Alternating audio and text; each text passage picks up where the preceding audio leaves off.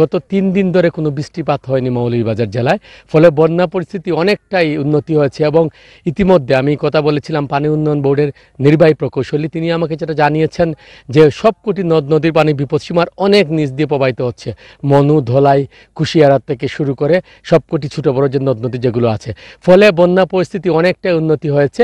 পাশাপাশি আপনাকে জানিয়ে রাখি, ইতিমধ্যে বন্যায় কবলিত হয়েছিল প্রায় 2 লক্ষাধিক মানুষ মৌলভীবাজার জেলা, এবং 60টি উপজেলার মধ্যে 6টি উপজেলায় কম বেশি প্লাবিত হয়েছিল। বিশেষ করে প্লাবিত হয়েছিল রাজনগর, কুলাউড়া এবং কমলগঞ্জ উপজেলায়।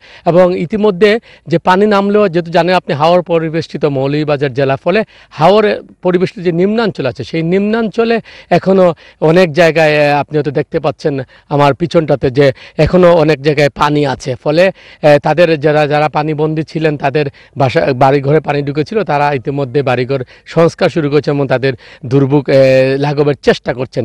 পাশাপাশি আপনাকে ত্রাণ তৎপরতার কথা একটু জানিয়ে রাখি, ইতিমধ্যে মৌলভীবাজার জেলায় 45 লক্ষ টাকা বরাদ্দ করা হয়েছিল বন্যার্থের জন্য জেলা প্রশাসন থেকে, এবং প্রায় 1550 মেট্রিক টন চাল বরাদ্দ করা হয়েছিল। ফলে সেগুলো বন্টন করা হচ্ছে। পাশাপাশি বিভিন্ন সামাজিক, সাংস্কৃতিক এবং যে রাজনৈতিক যে সংগঠনগুলো আছে, বৈষম্য বিরোধী ছাত্র যে সংগঠন আছে, তারাও প্রতিটা জায়গায়, বিশেষ করে যেসব জায়গায় পানিবন্দী লোক আছেন, তাদেরকে ত্রাণ তৎপরতা তাদের জন্য চালিয়ে যাচ্ছেন।